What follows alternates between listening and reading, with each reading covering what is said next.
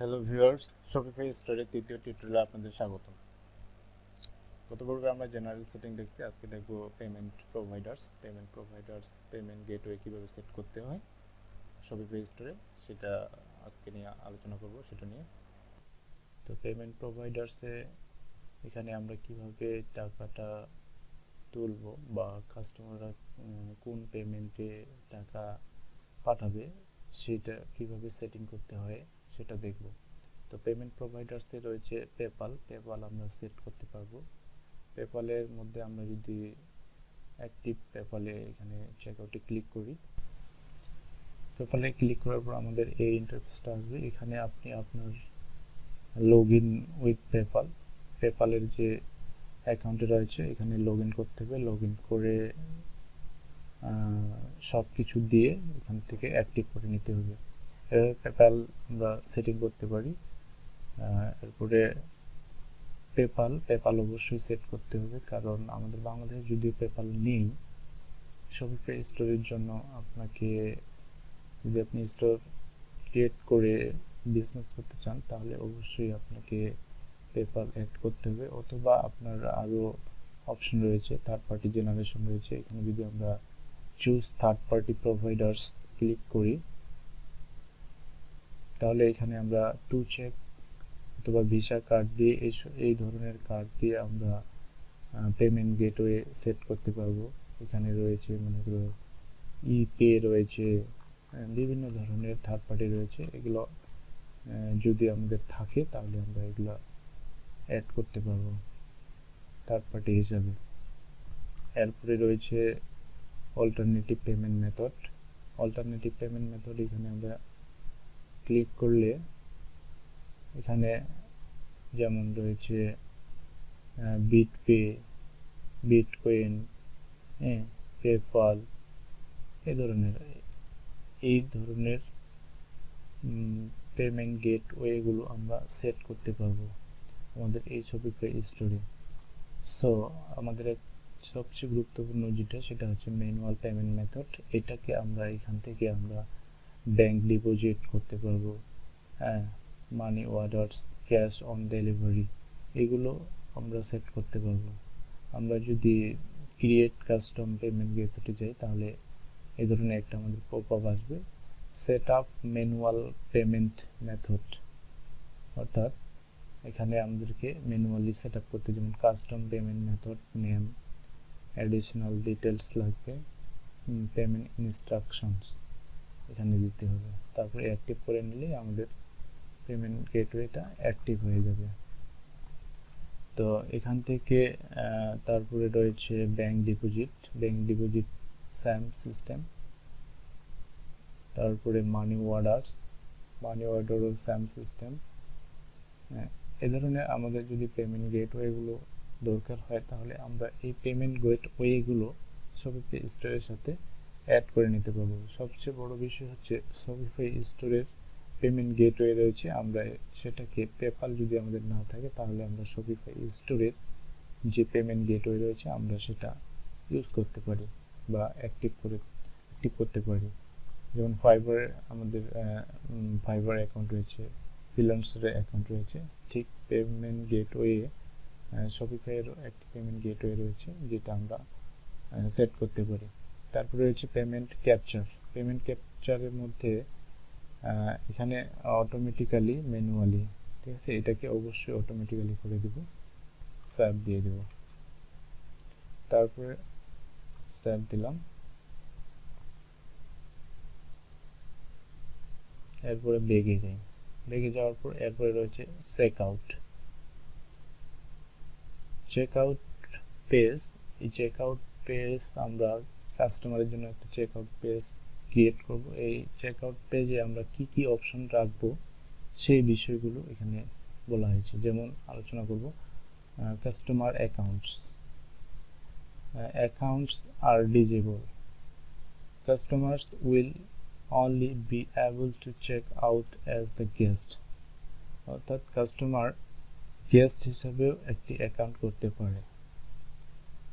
তারপর বলা হচ্ছে যে অ্যাকাউন্ট আর অপশনাল, এখানে কাস্টমার কি করতে পারে, check out with the customer account or the guest.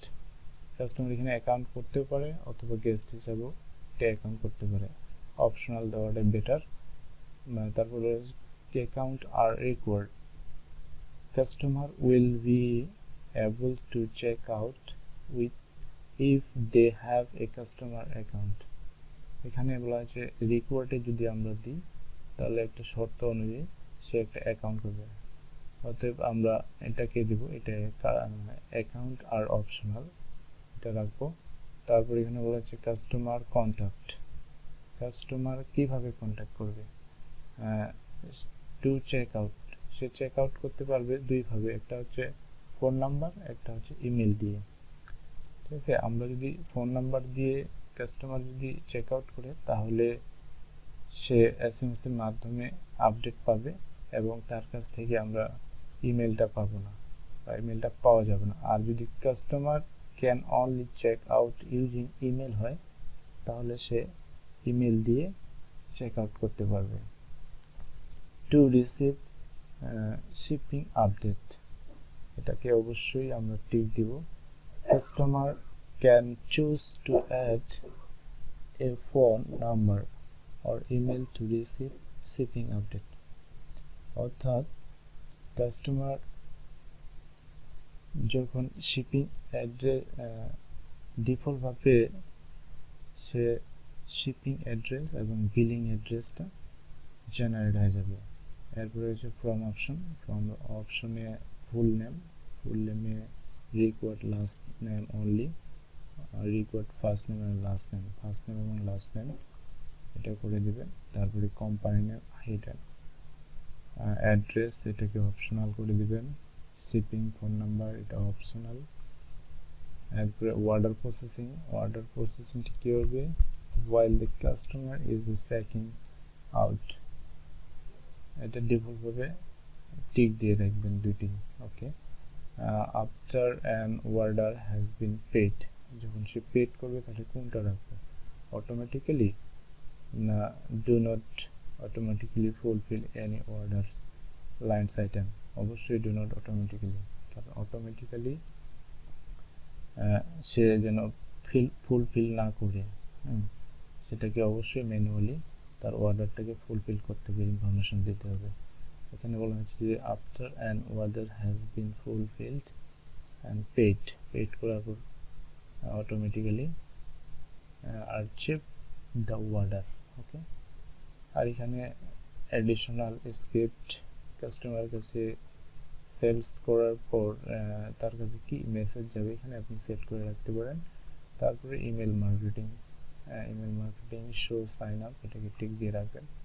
Check out language, এটা একটা ইম্পর্টেন্ট, সো ল্যাঙ্গুয়েজ আপনি কোন ভাষা রাখবেন সেটা আপনি সেট করতে পারবেন। আপনি যদি ম্যানেজ চেক আউটে ক্লিক করেন, চেক আউটে ক্লিক করার পর আমরা এই অপশনটা পাবো। এখানে আমরা যদি চেঞ্জ করতে চাই ল্যাঙ্গুয়েজ, চেঞ্জ থিম ল্যাঙ্গুয়েজ, এখানে ক্লিক করব।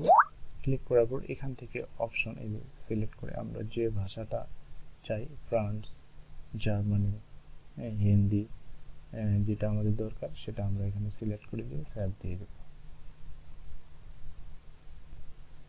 সেটিংয়ে চেক আউটে ছিলাম, চেক আউটের বিষয়টা দেখি আমরা টোটাল। এরপরে চেক আউট ল্যাঙ্গুয়েজ, এখানে আমাদের কিছু নেই, আমরা ব্যাগে যাই। ব্যাগে যাওয়ার পর এরপর রয়েছে শিপিং কি, শিপিংটা হচ্ছে আমরা প্রোডাক্টটা কোন জায়গায় পৌঁছাবো সেটা হচ্ছে শিপিং অ্যাড্রেস। কিভাবে আপনি একটা শিপিং অ্যাড্রেস তৈরি করবেন, শিপিং নিয়ে একটা টোটাল আলাদা টিউটোরিয়াল রয়েছে, তো এটা নিয়ে বিস্তারিত টিউটোরিয়াল রয়েছে, সেখানে আপনারা অবশ্যই দেখবেন। তো এটা হচ্ছে যেমন rate at the check out, shipping profile, কীভাবে শিপিং প্রোফাইল ক্রিয়েট করবেন এবং packaging slip, account and integration কীভাবে করবেন, প্যাকেজটা কী হবে, কত ওজনের একটা প্রোডাক্ট আপনি পাঠাবেন, কত চার্জ নেবেন, এই ধরনের। তো এটা আমরা বিস্তারিত অন্য টিউটোরিয়ালে দেখব। তারপরে এখানে রয়েছে ট্যাক্সে রয়েছে এখানে আপনি ট্যাক্স কোন কোন প্রোডাক্টের সাথে আপনি ট্যাক্স রাখবেন, যেমন হচ্ছে show all price with tax include, মানে আপনি কি প্রাইজের সাথে ইনক্লুড করতে চান। যদি ট্যাক্সটা আপনি প্রাইজের সাথে ইনক্লুড করতে চান তাহলে অবশ্যই এটা টিক দিবেন, আর যদি না চান তাহলে দিবেন না। ক্লায়েন্ট আপনার যেটা চাইবে সেটা আপনি টিক দিবেন। ক্লায়েন্টকে অবশ্যই জিজ্ঞেস করে নেবেন যে সে কোন ট্যাক্স রাখতে চায়। Charge tax on shipping rate, shipping এর সাথে ট্যাক্স রাখবেন কিনা, রাখলে টিক দিবেন, না রাখলে টিক দেওয়ার দরকার নেই। Charge VAT on the digital goods, অর্থাৎ ডিজিটাল পণ্যের সাথে আপনি ভ্যাট রাখবেন কিনা, ঠিক আছে। তো শিপিং অ্যাড অথবা এটা রাখতে পারেন আপনি, আমি কোনোটাই দিলাম না আপাতত, এটা যে কোনো আপনি যেটা দরকার সেটা আপনি অবশ্যই দিবেন। লোকেশন আসলে কোনো কিছু দরকার নেই, এখানে যেটা আছে আমরা যেটা লোকেশন সেট করছি জেনারেল সেটিংয়ে সেটা এখানে প্রদর্শন করতেছে। নোটিফিকেশন, একটা প্রোডাক্ট সেল করার পর কাস্টমার কাছে আপনি অর্ডার করার সময় কি কি নোটিফিকেশন দিবে, কি কি নোটিফিকেশন যাবে, শিপিংয়ের সময়, ডেলিভারি করার সময় কাস্টমার কি কি নোটিফিকেশন পাবে এবং আপনি কি কি নোটিফিকেশন ব্যাক পাবেন সেগুলো এখানে সেটিং করা আছে। ওকে, নোটিফিকেশন কিছু নেই। ফাইলে যদি আমরা যাই, এখানে আপনি বিভিন্ন ধরনের ফাইল কি করতে পারবেন, আপলোড করতে পারবেন। You have not upload any file yet, অর্থাৎ এখানে কোনো আপনার ফাইল আপলোড করা নাই, অথবা আপনি এখানে যে কোনো ফাইল এখানে আপলোড করতে পারবেন। এরপরে রয়েছে সেলস চ্যানেল, এটা একটা গুরুত্বপূর্ণ অপশন। সো এখানে আমরা বিভিন্ন ধরনের চ্যানেল অ্যাড করতে পারবো, যেমন ওয়ার্ডপ্রেসে আমরা যদি আপনি জেনে থাকেন তাহলে ওয়ার্ডপ্রেসে যেমন আমরা প্লাগইন অ্যাড করি, ঠিক এখানে অ্যাপস আমরা অ্যাড করতে পারবো, চ্যানেল অ্যাড করতে পারবো। যেমন আমরা যদি অ্যাড সেল চ্যানেলে ক্লিক করি তাহলে এখানে আমাদের বিভিন্ন ধরনের চ্যানেল শো করতে যায়, যেমন পয়েন্ট অফ সেল, ফেসবুকের মাধ্যমে আপনি শপিফাই দিয়ে ফেসবুকের মাধ্যমে আপনি প্রোডাক্ট সেল করতে পারবেন, মার্কেটিং করতে পারবেন, ফেসবুক অ্যাড করে অ্যামাজন অ্যাড করতে পারবেন, বাই বাটন, ইনস্টাগ্রাম আছে, ইবে রয়েছে, এই সব ফেসিলিটিগুলো আমরা অ্যাড করে মার্কেটিং করতে পারবো। ওকে, এগুলো আপনি অ্যাড করতে পারবেন। তো এখানে চ্যানেল গেল, তারপরে প্ল্যান অ্যান্ড পারমিশন,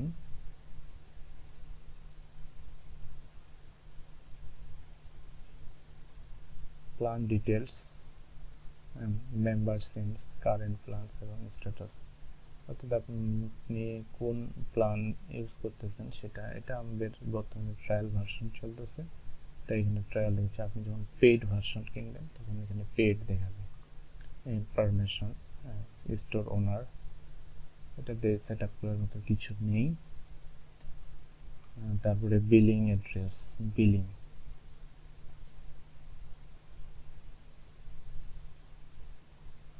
বিলিং অ্যাড্রেসে ক্রেডিট কার্ড, পেপ্যাল,